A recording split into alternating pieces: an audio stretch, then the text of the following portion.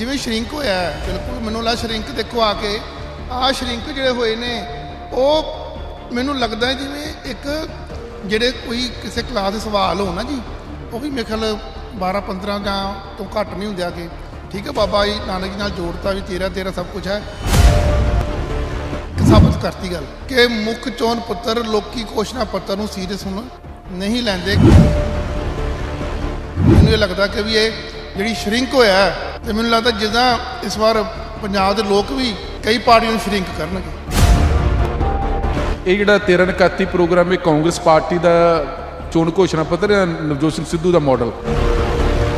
ਕਾਂਗਰਸ ਦਾ ਇਸ ਲਈ ਲੇਟ ਹੋ ਗਿਆ ਕਿਉਂਕਿ ਨਵਜੋਤ ਸਿੰਘ ਸਿੱਧੂ ਪ੍ਰੈਸ਼ਰ ਪਾ ਰਹੇ ਸੀ ਪਾਰਟੀ ਦੇ ਉੱਪਰ ਕਿ ਸਾਡਾ ਪੰਜਾਬ ਮਾਡਲ ਲਾਗੂ ਕਰੋ।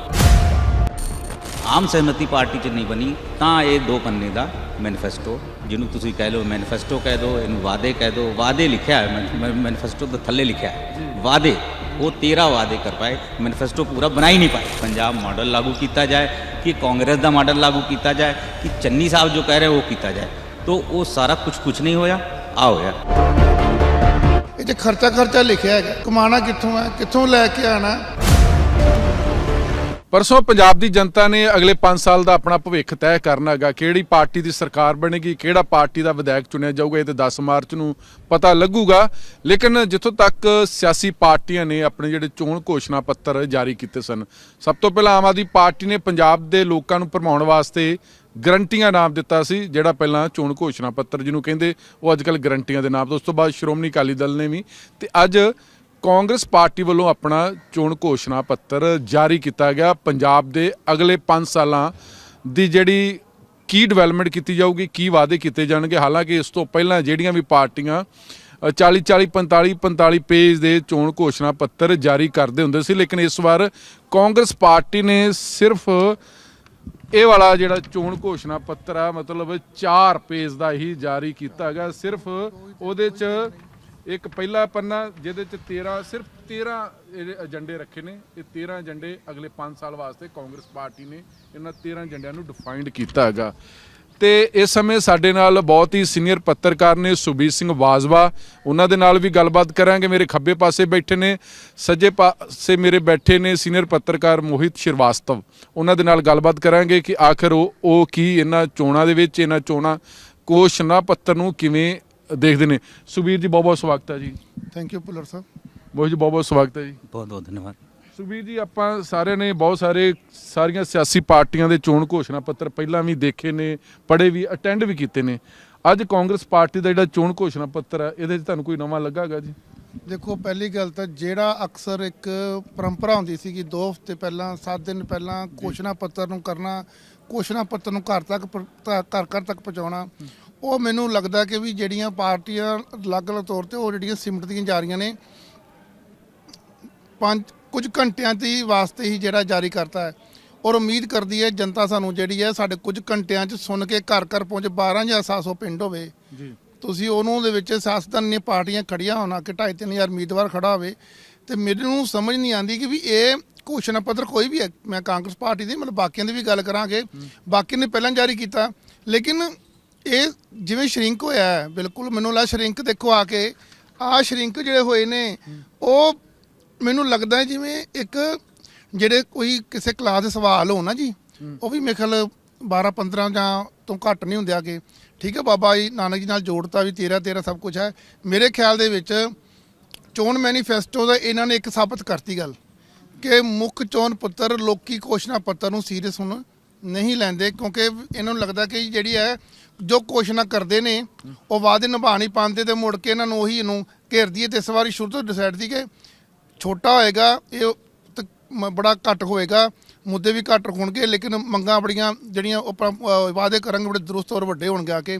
ਮੈਨੂੰ ਇਹ ਲੱਗਦਾ ਕਿ ਵੀ ਇਹ ਜਿਹੜੀ ਸ਼ਰਿੰਕ ਹੋਇਆ ਜਿਹੜਾ, ਤੇ ਮੈਨੂੰ ਲੱਗਦਾ ਜਿੱਦਾਂ ਇਸ ਵਾਰ ਪੰਜਾਬ ਦੇ ਲੋਕ ਵੀ ਕਈ ਪਾਰਟੀਆਂ ਨੂੰ ਸ਼ਰਿੰਕ ਕਰਨਗੇ। ਮੋਹਿਤ, ਤੁਹਾਨੂੰ ਕੀ ਲੱਗਦਾ ਹੈਗਾ ਕਿ ਜਿਹੜਾ 13-31 ਪ੍ਰੋਗਰਾਮ ਏਜੰਡਾ, ਚਾਹੇ ਇਹਨੂੰ ਪੰਜਾਬ ਨੂੰ ਇਹਨਾਂ ਡਿਫਾਈਨਡ ਕੀਤਾ ਹੈਗਾ, ਤੁਹਾਨੂੰ ਲੱਗਦਾ ਕਿ ਇਹ ਜਿਹੜਾ 13-31 ਪ੍ਰੋਗਰਾਮ ਇਹ ਕਾਂਗਰਸ ਪਾਰਟੀ ਦਾ ਚੋਣ ਘੋਸ਼ਣਾ ਪੱਤਰ ਹੈ ਨਵਜੋਤ ਸਿੰਘ ਸਿੱਧੂ ਦਾ ਮਾਡਲ? ਗੱਲ ਇਹ ਹੈਗੀ ਕਿ ਸਾਰੀ ਪਾਰਟੀਆਂ ਨੇ ਘੋਸ਼ਣਾ ਪੱਤਰ ਦਿੱਤਾ। ਕਾਂਗਰਸ ਦਾ ਇਸ ਲਈ ਲੇਟ ਹੋ ਗਿਆ ਕਿਉਂਕਿ ਨਵਜੋਤ ਸਿੰਘ ਸਿੱਧੂ ਪ੍ਰੈਸ਼ਰ ਪਾ ਰਹੇ ਸੀ ਪਾਰਟੀ ਦੇ ਉੱਪਰ ਕਿ ਸਾਡਾ ਪੰਜਾਬ ਮਾਡਲ ਲਾਗੂ ਕਰੋ। ਹੁਣ ਪਾਰਟੀ ਨੇ ਪ੍ਰਤਾਪ ਸਿੰਘ ਬਾਜਵਾ ਜਿਹੜੇ ਕਿ ਰਾਜ ਸਭਾ ਮੈਂਬਰ ਹੈ ਉਹਨਾਂ ਦੀ ਅਗਵਾਈ ਦੇ ਵਿੱਚ ਕਮੇਟੀ ਬਣਾਈ ਸੀ, ਮੈਨੀਫੈਸਟੋ ਕਮੇਟੀ। ਉਹ ਕਮੇਟੀ ਦੀ ਮੀਟਿੰਗ ਕਦੋਂ ਹੋਈ, ਕਿੰਨੀ ਮੀਟਿੰਗਾਂ ਹੋਈਆਂ ਪਤਾ ਨਹੀਂ ਲੱਗਿਆ। ਹੁਣ ਲਾਸਟ ਟਾਈਮ ਹੁਣ ਵੀ ਅੱਜ ਤੋਂ 2 ਘੰਟੇ ਪਹਿਲੇ ਇਹੀ ਡਿਸਕਸ਼ਨ ਅੰਦਰ ਚਲਦੀ ਰਹੀ ਨਵਜੋਤ ਸਿੰਘ ਸਿੱਧੂ ਤੇ ਰਾਜੀਵ ਸ਼ੁਕਲਾ ਤੇ ਪਵਨ ਖੇੜਾ ਜੀ, ਹਰੀਸ਼ ਚੌਧਰੀ ਕਿ ਮੈਨੀਫੈਸਟੋ ਕਿੱਦਾਂ ਕੀਤਾ ਜਾਏ। ਤਾਂ ਸਿੱਧੂ ਸਾਹਿਬ ਇਹੀ ਕਹਿ ਰਹੇ ਸੀ ਕਿ ਨਹੀਂ ਮੇਰਾ ਵਿਜ਼ਨ ਲਾਗੂ ਕਰੋ। ਇਸ ਚੱਕਰ 'ਚ ਆਮ ਸਹਿਮਤੀ ਪਾਰਟੀ 'ਚ ਨਹੀਂ ਬਣੀ ਤਾਂ ਇਹ 2 ਪੰਨੇ ਦਾ ਮੈਨੀਫੈਸਟੋ, ਜਿਹਨੂੰ ਤੁਸੀਂ ਕਹਿ ਲਓ ਮੈਨੀਫੈਸਟੋ ਕਹਿ ਦਿਓ, ਇਹਨੂੰ ਵਾਅਦੇ ਕਹਿ ਦਿਓ। ਵਾਅਦੇ ਲਿਖਿਆ ਹੈ ਮੈਨੀਫੈਸਟੋ ਦੇ ਥੱਲੇ ਲਿਖਿਆ ਹੈ ਵਾਅਦੇ।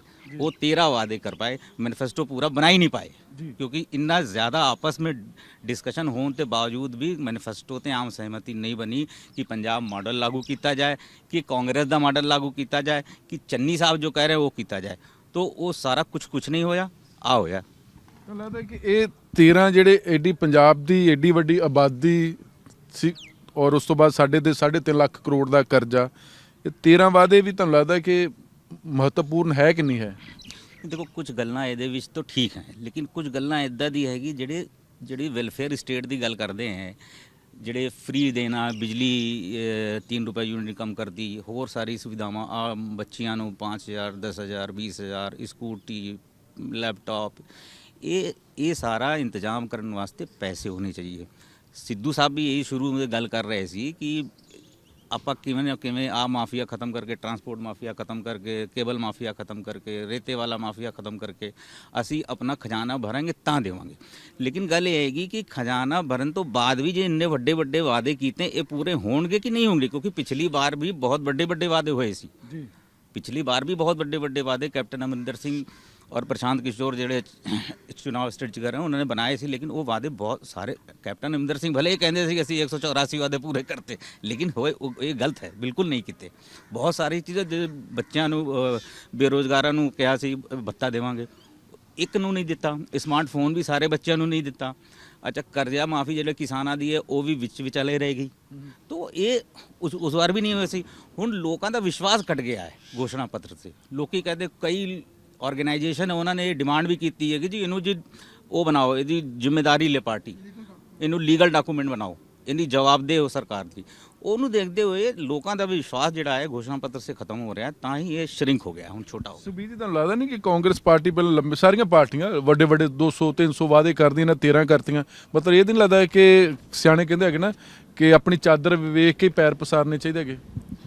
ਦੇਖੋ ਜੀ, ਜਿਹੜੀ ਪਾਰਟੀ ਦੇ ਵਿੱਚ ਆਪਣਾ ਇੱਕ ਵਿਜ਼ਨ ਨੂੰ ਲਾਗੂ ਕਰਨ ਵਾਸਤੇ ਜਿਹੜੇ ਮਤਭੇਦ ਪੈਦਾ ਹੋ ਜਾਣ ਔਰ ਉਹ ਮਤਭੇਦ ਜਿਹੜੇ ਆ ਕੁਝ ਘੰਟੇ ਤੱਕ ਵੀ ਖਤਮ ਨਹੀਂ ਹੋਏ। 5 ਵਜੇ ਚੋਣ ਪ੍ਰਚਾਰ ਬੰਦ ਹੋ ਰਿਹਾ ਜੀ ਆ ਕੇ। ਹੁਣ ਦੇਖੋ ਜੋ ਹਾਲਾਤ ਬਣੇ ਆ ਜੀ, 4:53 ਹੋ ਗਏ ਨੇ ਤੇ 5 ਵਜੇ ਚੋਣ ਪ੍ਰਚਾਰ ਬੰਦ ਹੋ ਜਾਣਾ ਜੀ ਆ ਕੇ। ਇਹ ਤੋਂ ਸਪਸ਼ਟ ਹੈਗਾ ਸਾਰੀਆਂ ਪਾਰਟੀਆਂ, ਜਿਵੇਂ ਤੁਸੀਂ ਭੁੱਲਰ ਸਾਹਿਬ ਗੱਲ ਕੀਤੀ ਹੈ, ਲੋਕਾਂ ਦਾ ਜਿਹੜੀ ਹੈ ਇਹਨਾਂ ਦੇ ਪ੍ਰਤੀ ਉਹ ਜ਼ਿਆਦਾ ਸੀਰੀਅਸ ਨਹੀਂ ਲੈ ਰਹੇ ਲੋਕੀ ਆ ਕੇ। ਲੋਕੀ ਤੇ ਜੋ ਉਹਨਾਂ ਨੂੰ ਮੁੱਲਪੁਰ ਢਾਂਚੇ ਜਿਹੜੀ ਹੈਗੇ ਆ 70 ਸਾਲ ਬੀਤਣ ਤੋਂ ਬਾਅਦ ਜੇ ਗਲੀਆਂ ਨਾਲੀਆਂ ਪੱਕੀਆਂ ਕਰਨ ਦੀ ਗੱਲ ਕਰਾਂਗੇ ਆ ਕੇ, ਇੱਕ ਹੋਰ ਇਹ 'ਤੇ ਇੱਕ ਹੋਰ ਚੀਜ਼ ਦੇਖੀਏ, ਫ੍ਰੀ ਦਾ ਇੱਕ ਲੋਕਾਂ ਨੂੰ ਜਿਹਨੂੰ ਕਹਿੰਦੇ ਲੋਲੀਪੌਪ ਦੇਣਾ ਜਾਂ ਫ੍ਰੀ ਦਾ ਜਿਹੜਾ ਕਿ ਇਹਨਾਂ ਨੇ ਸਟੇਟ ਨੂੰ ਮਤਲਬ ਕਿ ਉਹ ਕਿੱਥੋਂ ਲੈ ਕੇ ਆਣਗੇ।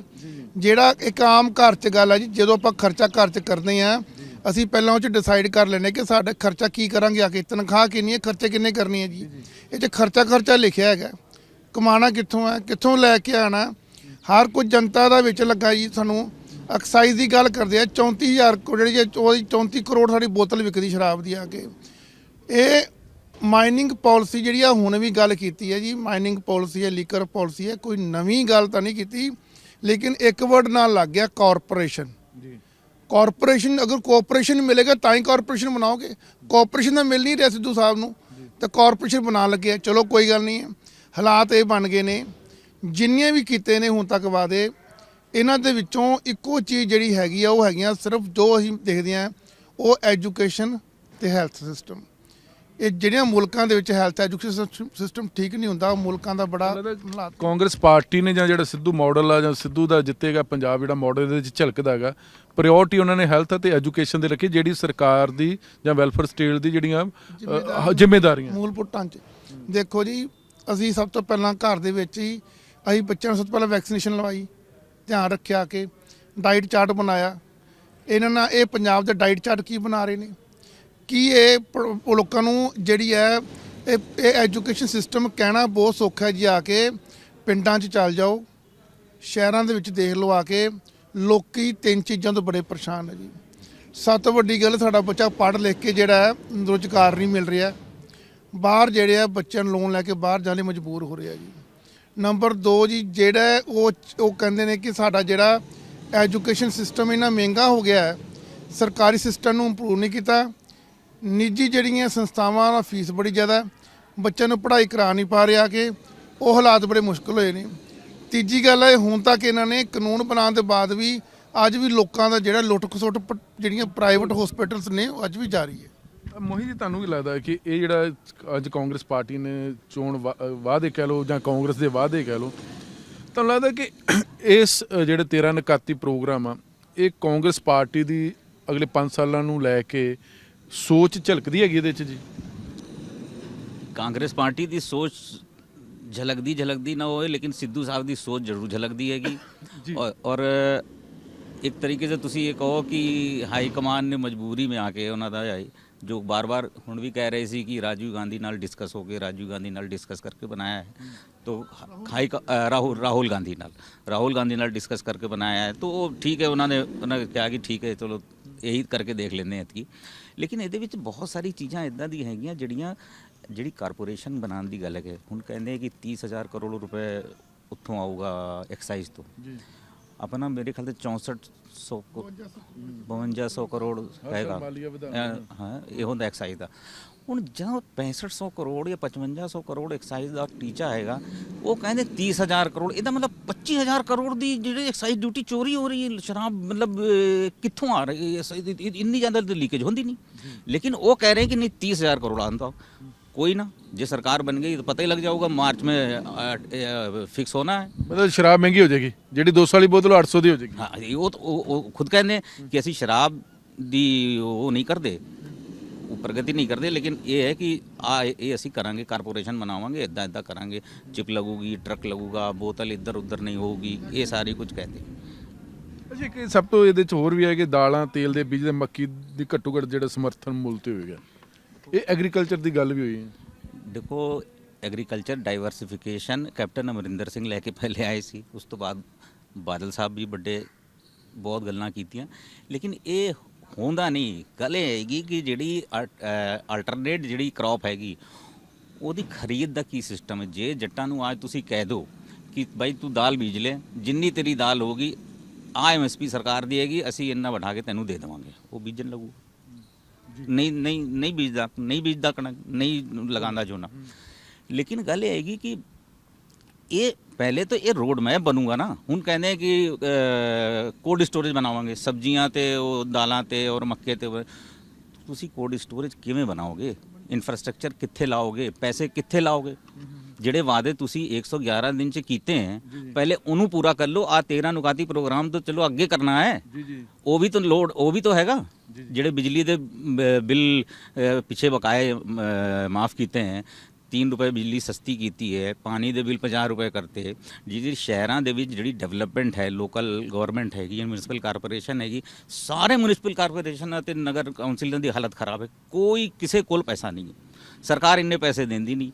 ਹੁਣ ਤੁਸੀਂ ਹਾਊਸ ਟੈਕਸ ਨਹੀਂ ਲੈਣਾ ਹੈ, ਤੁਸੀਂ ਵਾਟਰ ਟੈਕਸ ਨਹੀਂ ਲੈਣਾ ਹੈ, ਤੁਸੀਂ ਸੁਵਿਧਾएं ਕਿਵੇਂ ਦੋਗੇ? ਤੁਸੀਂ ਦਾਅਵੇ ਕਰ ਲਓ। 5 ਸਾਲ ਪਹਿਲੇ ਵੀ ਅਸੀਂ ਦੇਖਿਆ ਸੀ ਸ਼ਹਿਰਾਂ ਦਾ ਹਾਲ, ਤੁਸੀਂ ਦੇਖ ਲਓ। ਅੰਮ੍ਰਿਤਸਰ ਦਾ ਹਾਲ ਦੇਖ ਲਓ, ਗੁਰੂ ਦੀ ਨਗਰੀ ਹੈ, ਮੈਂ ਗਿਆ ਸੀ ਪਿੱਛੇ, ਮੈਂ ਦੇਖ ਕੇ ਆਇਆ ਕੀ ਹਾਲ। ਤੋ ਇਹ ਵਾਅਦੇ ਠੀਕ ਹੈ, ਜਿਹੜੇ 111 ਦਿਨ 'ਚ ਜਿਹੜੇ ਵਾਅਦੇ ਕੀਤੇ ਪਹਿਲੇ ਤਾਂ ਉਹ ਪੂਰੇ ਕਰੋ। ਜਿਹੜੇ ਕੀਤੇ ਉਹ ਵਾਅਦੇ ਤਾਂ ਬਹੁਤ ਚੰਗੇ ਹੈ, ਲੋਕਾਂ ਨੂੰ ਬੜੇ ਚੰਗੇ ਲੱਗਦੇ ਹੈ ਕਿ ਸਾਨੂੰ ਸਭ ਫ੍ਰੀ ਮਿਲ ਰਿਹਾ ਹੈ। ਲੇਕਿਨ ਜਦੋਂ ਸਰਕਾਰ ਬਣੂਗੀ, ਜਦ ਸਰ ਤੇ ਪਾਊਗੀ ਨਾ, ਤਾਂ ਪਤਾ ਲੱਗੂਗਾ। ਪਿਛਲੀ ਸਰਕਾਰ ਜਦੋਂ 2017 में कैप्टन अमरिंदर सिंह की बनी थी, 3100 करोड़ 31,000 करोड़ रुपए का तो खाली वो एक कर्जा पा के चले गए थे अकाली दल BJP वाले। वो आज तक वो ब्याज भुगत रहे हैं। ਉਹਦਾ ਵਿਆਜ ਨਹੀਂ ਪੂਰਾ ਪੈਂਦਾ, ਮੁੱਲ ਤਾਂ ਖੜਾ ਹੈ, ਉਹ ਵਿਆਜ ਨਹੀਂ ਪੂਰਾ ਹੋ ਰਿਹਾ। ਆ ਸਾਂਝ ਕੇਂਦਰ ਬਣਾ ਕੇ ਗਏ ਸੀ ਇਹ ਅਕਾਲੀ ਦਲ ਵਾਲੇ, ਇਹ 162 ਕਰੋੜ ਰੁਪਏ ਮੰਗ ਰਹੇ ਸੀ ਸਾਂਝ ਕੇਂਦਰ ਵਾਲੇ। ਤਾਂ ਆ ਨਵੇਂ ਮੰਤਰੀ ਬਣੇ ਸੀ, ਮਨਪ੍ਰੀਤ ਬਾਦਲ ਵਿੱਤ ਮੰਤਰੀ, ਇਹਨਾਂ ਨੇ ਕਿਹਾ ਸਾਂਝ ਕੇਂਦਰ ਬੰਦੀ ਕਰ ਦਿਓ, ਸਾਨੂੰ ਨਹੀਂ ਚਾਹੀਦੀ। ਇਦਾਂ ਦੀ ਗੱਲਾਂ ਹੋਈਆਂ ਸੀ, ਹੁਣ ਵੀ ਵਹੀ ਹੋਊਗਾ। ਅੱਛਾ ਸੁਖਬੀਰ ਜੀ, ਇੱਕ ਆਪਾਂ ਕਰ ਲਈਏ ਹੋਰ ਛੋਟੀਆਂ ਜਿਹੀਆਂ ਗੱਲਾਂ। ਇਹ ਕਹਿੰਦੇ ਕਿ ਸਰਕਾਰੀ ਸਕੂਲ ਕਾਲਜਾਂ ਵਿੱਚ ਯੂਨੀਵਰਸਿਟੀਆਂ 'ਚ ਸਾਰੇ ਲੋੜਵੰਦ ਵਿਦਿਆਰਥੀਆਂ ਲਈ ਮੁਫਤ ਸਿੱਖਿਆ ਹੋਏਗੀ, ਸਰਕਾਰੀ ਹਸਪਤਾਲਾਂ ਵਿੱਚ ਹਰ ਵਰਗ ਲਈ ਮੁਫਤ ਸੇਵਾਵਾਂ ਹੋਣਗੀਆਂ। ਚੰਗੀ ਗੱਲ, ਸੋਹਣੀਆਂ ਲਾਈਨਾਂ ਨੇ। ਲੱਗਦਾ ਕਿ ਹੁਣ ਤੱਕ ਜਿੰਨਾ ਵੀ ਸਰਕਾਰਾਂ ਬਣੀਆਂ ਨੇ, ਤੁਹਾਨੂੰ ਲੱਗਦਾ ਕਿ ਸਰਕਾਰੀ ਹਸਪਤਾਲਾਂ 'ਚ ਡਾਕਟਰ ਨੇ, ਨਰਸਾਂ ਨੇ, ਸਕੂਲਾਂ 'ਚ ਟੀਚਰ ਨੇ, ਕਾਲਜਾਂ 'ਚ ਟੀਚਰ ਨੇ, ਵਿਦਿਆਰਥੀ ਪੂਰੇ ਆ? ਇੱਕ ਬੜੀ ਸ਼ਰਮ ਵਾਲੀ ਗੱਲ ਹੁੰਦੀ ਹੈ ਜਦੋਂ ਕੋਈ ਤੁਹਾਡੀ ਸਿਹਤ ਸੇਵਾਵਾਂ ਨੂੰ ਜਿਹੜਾ ਕੰਮ ਕਰਨ ਵਾਲੇ ਜੋ ਸੜਕਾਂ ਦੇ ਉੱਪਰ ਹੜਤਾਲ ਕਰਦੇ ਨੇ, ਉਹ ਮੰਗ ਕੀ ਕਰਦੇ ਨੇ? ਸਾਡੇ ਪੈਕੇਜ ਸਾਨੂੰ ਸਾਡੀ ਸੈਲਰੀ ਵਧਾ ਦਿਓ ਕਿ ਅਸੀਂ ਇੱਕ ਡਾਕਟਰ ਕੋਲੋਂ ਇਹ ਤਾਂ ਚਾਹੁੰਦੇ ਹਾਂ ਕਿ ਸਾਡਾ ਇਲਾਜ ਵਧੀਆ ਕਰਿਆ ਕੇ, ਅਸੀਂ ਤਨਖਾਹ ਨੂੰ ਦੇਣ ਨੂੰ ਤਿਆਰ ਨਹੀਂ ਹੈਗੇ ਜੀ। ਪਿਛਲੇ junior resident doctor, senior resident doctors ਔਰ MBBS ਡਾਕਟਰ, ਜਿਵੇਂ ਜਾਣ ਕੇ ਮੈਡੀਕਲ ਅਫਸਰ ਜਿਹੜੇ ਨੇ, PCMS ਭਰਤੀ ਨਾ ਕਰਵਾ ਕੇ, ਲੇਕਿਨ ਉਹਨਾਂ ਦੀਆਂ ਸਹੂਲਤਾਂ ਉਹਨਾਂ ਨੂੰ ਕਰਨਾ, ਉਹਨਾਂ ਦੀ ਬੇਸਿਕਲੀ ਜਿਨ੍ਹਾਂ ਤੋਂ ਸੇਵਾਵਾਂ ਲੈਣੀਆਂ ਨੇ ਉਹਨਾਂ ਨੂੰ ਸਰਕਾਰ ਸੇਵਾਵਾਂ ਕਿੱਦਾਂ ਦੀ ਦੇ ਰਹੀ ਹੈ, ਪੱਤੇ ਕਿਹੋ ਜਿਹੇ ਦੇ ਰਹੀ ਹੈ, ਬਹੁਤ ਫਰਕ ਪੈਂਦੇ ਆ। ਟੀਚਰ ਸੜਕਾਂ ਤੇ ਆ ਕੇ ਜੀ, ਵੈਸੇ ਮੈਂ ਦੇਖਿਆ ਅੱਜ ਤੱਕ ਤਾਂ ਇਹ ਗੱਲ ਦੇਖੀ ਹੈ, ਬੜਾ ਵੀ ਨੋਟ ਕੀਤੀ ਵੀ ਜਿਹੜਾ ਐਜੂਕੇਸ਼ਨ ਮਿਨਿਸਟਰ ਬਣਦਾ ਉਹ ਦੁਬਾਰਾ ਜਿੱਤ ਕੇ ਨਹੀਂ ਆਉਂਦਾ। ਇਹ ਬਹੁਤ ਜ਼ਿਆਦਾ ਦੇਖਣ ਨੂੰ ਆਇਆ ਕਿ ਉਹਨੂੰ ਟੀਚਰ ਹੀ ਰਹਿੰਦੇ ਆ, ਜਿਹੜਾ FM ਬਣ ਕੇ ਆਉਂਦਾ ਉਹਨਾਂ ਨੂੰ ਮੁਲਾਜ਼ਮ ਹੀ ਰਹਿ ਦਿੰਦੇ ਨੇ ਆ ਕੇ। ਉਹ ਦੇਖਣ ਨੂੰ ਆਇਆ ਜਿੱਦਾਂ ਕਿ ਬਾਕੀ ਨੈਸਟ ਕਰ ਲਓ। ਜਿਹੜੀ ਆਪਾਂ ਗੱਲ ਕਰਦੇ ਸ਼ਰਾਬ ਦੀ ਆ ਕੇ ਸ਼ਬਦ ਸੁਣ ਕੇ ਕਿਤੇ ਪ੍ਰਗਟ ਸੀ ਤੇ ਮਨਪ੍ਰੀਤ ਸਿੰਘ ਨੂੰ ਦੌਰਾ ਨਾ ਪੈ ਜੇ ਕਿ ਇਹ ਇੰਪਰੂਵ ਕਰ ਰਹੇ ਨੇ ਬਹੁਤ ਹੈ ਜੀ ਥੋੜਾ ਜਿਹਾ ਆ ਕੇ। ਲੇਕਿਨ ਗੱਲ ਹੈ ਜੀ, ਇਸ ਵਾਰ ਇਲੈਕਸ਼ਨ ਕਮਿਸ਼ਨ ਤੁਸੀਂ ਜਾ ਕੇ ਕਰੀ ਬਹੁਤ ਵੱਡਾ ਡਾਟਾ ਕੱਢ ਕੇ ਦੇਖਿਓ ਆ ਕੇ। ਇਲੈਕਸ਼ਨ ਕਮਿਸ਼ਨ ਇਸ ਵਾਰ ਸਭ ਤੋਂ ਵੱਡਾ ਪਰੇਸ਼ਾਨ ਕਿਸ ਤੋਂ ਹੈ? ਸ਼ਰਾਬ ਦੀ ਡਿਸਟ੍ਰੀਬਿਊਸ਼ਨ ਤੋਂ। ਉਹ ਕਹਿੰਦੇ ਸ਼ਰਾਬ ਪਿਛਲੇ ਵਾਰ ਨਾਲੋਂ ਇਸ ਵਾਰ ਜ਼ਿਆਦਾ ਆਈ, ਔਰ ਇਸ ਵਕਤ ਵੀ ਇਹਨਾਂ ਨੂੰ ਇਹੋ ਜਿਹੀਆਂ ਫੈਕਟਰੀਆਂ ਜਾਂ ਮਤਲਬ ਉੱਦਾਂ ਵੀ ਚਰਚਾ ਜਿਹੜੀ ਹੈਗੀ ਆ ਅੱਜ ਵੀ ਜਿਹੜੀਆਂ ਇਲੀਗਲ ਤੌਰ ਤੇ ਫੜੀਆਂ ਜਾ ਰਹੀਆਂ, ਕਹਿਣ ਦਾ ਮਤਲਬ ਪੀਣ ਵਾਲੇ ਵੱਧ ਗਏ ਕਿ ਵੰਡਣ ਵਾਲੇ ਜ਼ਿਆਦਾ ਵੱਧ ਗਏ? ਦੇਖੋ ਆ ਕੇ ਜੀ, ਉਹ ਕਹਿੰਦੇ ਨੇ ਜੀ ਹੁਣ ਪੰਜਾਬ 'ਚ ਦੋ ਤਰ੍ਹਾਂ ਦੇ ਹੁੰਦੇ ਜੀ। ਮੈਂ ਕਹਿੰਦਾ ਜੀ, ਉਹ ਇੱਕ ਹੁੰਦੇ ਸੀ ਪਹਿਲਾਂ ਦੇਵਤੇ ਹੁੰਦੇ ਸੀਗੇ, ਹੁਣ ਲੇਵਤੇ ਵੱਧ ਗਏ ਜੀ। ਅੱਛਾ ਮੋਹਿਤ ਜੀ, ਇੱਕ ਯਾਰ ਇਹਨਾਂ ਬੜੀ ਇੰਪੋਰਟੈਂਟ ਗੱਲ ਲਿਖੀ ਹੈਗੀ ਕਿ ਮੁੱਖ ਮੰਤਰੀ ਦੇ ਪਹਿਲੇ ਹੀ ਹਸਤਾਖਰ ਦੇ ਨਾਲ 1 ਲੱਖ ਨੌਕਰੀਆਂ ਹਰ ਸਾਲ ਮਿਲਣਗੀਆਂ। ਹੁਣ ਆਪਣਾ ਪੰਜਾਬ ਆ, ਪੰਜਾਬ 'ਚ 3.5 ਲੱਖ ਡਿਪਾਰਟਮੈਂਟ ਹੈ, 1.25 ਲੱਖ ਬੋਰਡ ਕਾਰਪੋਰੇਸ਼ਨ, 5 ਲੱਖ ਮੁਲਾਜ਼ਮ ਨੇ, ਤੇ ਹਰ ਸਾਲ 1 ਲੱਖ ਰਿਟਾਇਰ ਹੋ ਜਾਂਦੇ ਨੇ, ਜਾਂ 1 ਲੱਖ ਨੂੰ ਸਰਕਾਰੀ ਨੌਕਰੀ ਦਿੱਤੀ ਜਾ ਸਕਦੀ? ਦੇਖੋ, ਇਹ ਸਰਕਾਰ ਨੇ ਪਹਿਲੇ ਕਿਹਾ ਸੀ ਅਸੀਂ 36000 ਮੁਲਾਜ਼ਮਾਂ ਨੂੰ ਪੱਕਾ ਕਰਨਾ ਹੈ, 36000 ਮੁਲਾਜ਼ਮਾਂ ਨੂੰ ਪੱਕਾ ਕਰਨਾ। ਉਹ ਬਣਾ ਕੇ ਭੇਜਿਆ ਵੀ ਗਵਰਨਰ ਕੋਲ, ਕਹਿੰਦੇ ਗਵਰਨਰ ਨੇ ਆਪਣੇ ਕੋਲ ਰੱਖ ਲਿਆ ਜੀ, ਉਹਨੂੰ ਅੱਗੇ ਨਹੀਂ ਸਾਨੂੰ ਦਿੱਤਾ, ਮਨਜ਼ੂਰੀ ਨਹੀਂ ਦਿੱਤੀ। ਗਵਰਨਰ ਨੇ ਜਿਹੜੇ 6 ਸਵਾਲ ਪੁੱਛੇ ਉਹਦੇ ਜਵਾਬ ਅੱਜ ਤੱਕ ਸਰਕਾਰ ਨਹੀਂ ਦੇ ਪਾਈ, ਕਿਉਂਕਿ ਜਿਹੜੇ ਗੱਲ ਇਹ ਹੈਗੀ ਕਿ ਇਹ ਪਹਿਲੇ ਤੁਸੀਂ ਤਾਂ ਕੱਚੇ ਮੁਲਾਜ਼ਮ ਭਰ ਲਓ ਸੋਸਾਇਟੀ ਦੇ ਥਰੂ, ਕੰਟਰੈਕਟ 'ਤੇ ਰੱਖ ਲਓ, ਫਿਰ ਉਹਨਾਂ ਦੇ 10 ਸਾਲ ਉਹਨਾਂ ਨੇ ਨੌਕਰੀ ਕਰਾ ਲਓ, ਫਿਰ ਉਹਨੂੰ ਤੁਸੀਂ ਕਨਫਰਮ ਕਰ ਦਿਓ, ਪਰਮਾਨੈਂਟ ਕਰ ਦਿਓ ਕਿ ਭਾਈ ਠੀਕ ਹੈ ਤੈਨੂੰ ਪੱਕੀ ਨੌਕਰੀ ਦਿੱਤੀ।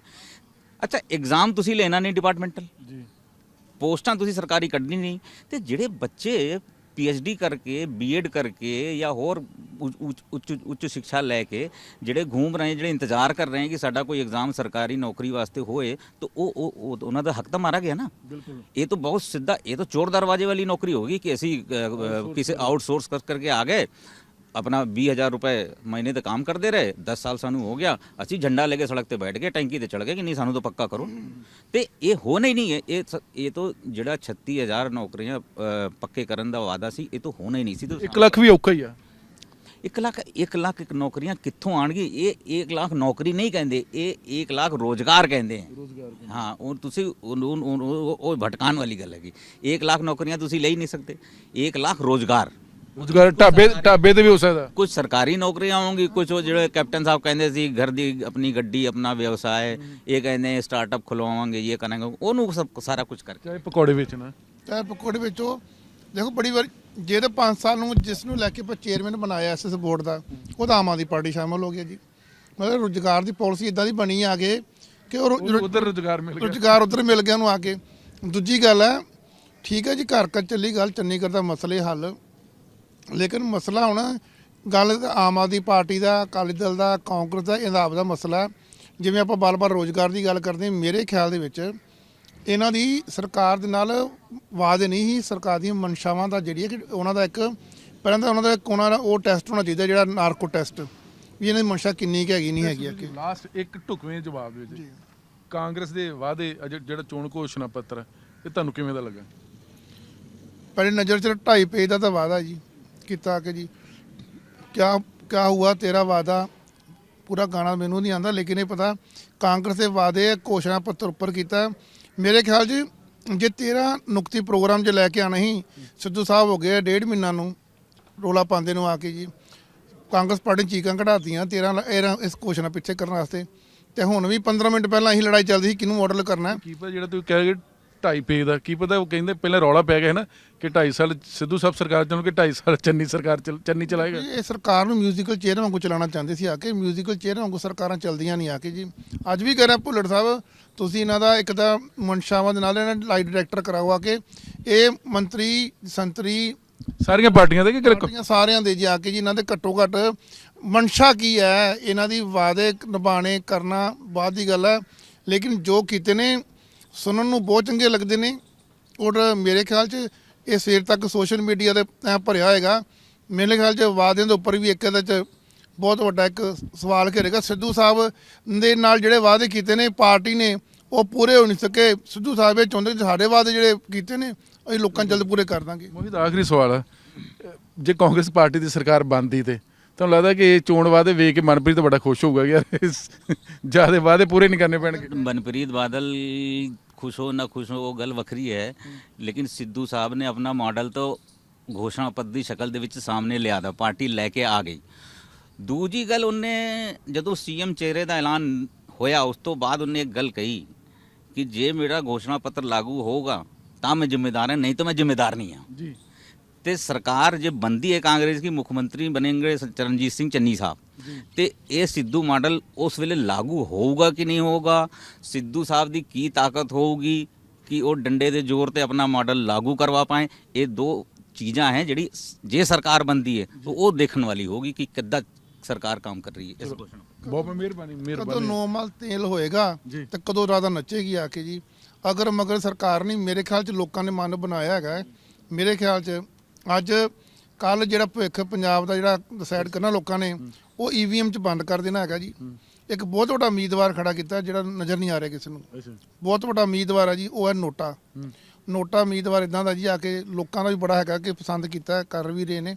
ਤੇ ਮੇਰੇ ਖਿਆਲ ਦੇ ਵਿੱਚ ਇਸ ਵਾਰ ਨੋਟਾ ਵੀ ਵਧੇਗਾ ਤੇ ਉਸ ਤੋਂ ਬਾਅਦ ਹਾਲਾਤ ਜਿਹੜੇ ਬਣੇ ਨੇ ਇਹਨਾਂ ਦੇ ਪੋਲੀਟੀਕਲ ਪਾਰਟੀਆਂ ਦੇ ਆ ਕੇ ਜੀ, ਉਹ ਬੜੇ ਦਿਲਚਸਪ ਹੋਣਗੇ ਜੀ। ਇਸ ਵਾਰੀ ABT ਧਰਤੀ ਤੇ ਆ ਜਾਣਗੇ, ਜ਼ਮੀਨ ਤੇ ਨਾ ਉਹ ਲੋਕਾਂ ਨੇ ਗੋਡੇ ਲਵਾ ਦੇਣੇ ਇਸ ਵਾਰੀ। ਗੋਡੇ ਲਵਾ ਦੇਣੇ ਬਿਲਕੁਲ, ਕਿਉਂਕਿ ਮਸਲਾ ਪੰਜਾਬ ਦਾ ਔਰ ਪੰਜਾਬ ਦੇ ਲੋਕਾਂ ਨੇ ਆਪਣਾ ਪਰਸੋਂ ਭਵਿੱਖ ਤੈਅ ਕਰਨਾ ਕਿ ਅਗਲੇ 5 ਸਾਲ ਕਿਹੜੀ ਪਾਰਟੀ ਦੇ ਹੱਥਾਂ ਵਿੱਚ ਮਹਿਫੂਜ਼ ਰਹਿਣਗੇ। ਕਿਉਂਕਿ ਮਸਲਾ ਪੰਜਾਬ ਦਾ, ਉਸ ਪੰਜਾਬ ਦਾ ਜਿਹੜਾ ਖੁਸ਼ਹਾਲ ਪੰਜਾਬ ਸੀ, ਇੱਕ ਜ਼ਮਾਨਾ ਸੀ ਪੰਜਾਬ ਪਹਿਲੇ ਨੰਬਰ ਤੇ ਅੱਜ ਪੰਜਾਬ ਦੀਆਂ ਸਿਆਸੀ ਪਾਰਟੀਆਂ ਕਰਨ ਉਹ ਸੂਬਾ 16 ਨੰਬਰ ਤੇ ਹੈ। ਤੇ ਫਿਰ ਇਹ ਮਿਹਣਾ ਕਿਹਨੂੰ ਮਾਰਦੇ ਨੇ, ਕੌਣ ਲੁੱਟ ਕੇ ਲੈ ਗਿਆ ਪੰਜਾਬ? ਨਾ ਇੱਥੇ ਮਹਿਮੂਦ ਗਜ਼ਨਵੀ ਆਇਆ ਤੇ ਨਾ ਗੌਰੀ ਆਇਆ। ਇਹ ਫਿਰ ਕੌਣ ਨੇ ਮਹਿਮੂਦ ਗਜ਼ਨਵੀ ਇਸ ਕਲਯੁਗ ਦੇ ਪੰਜਾਬ ਤੋਂ? ਕੈਮਰਾ ਮਨਦੀਪ ਸਿੰਘ ਦੇ ਨਾਲ ਜਗਤਾਰ ਸਿੰਘ, ABC ਪੰਜਾਬ, ਚੰਡੀਗੜ੍ਹ।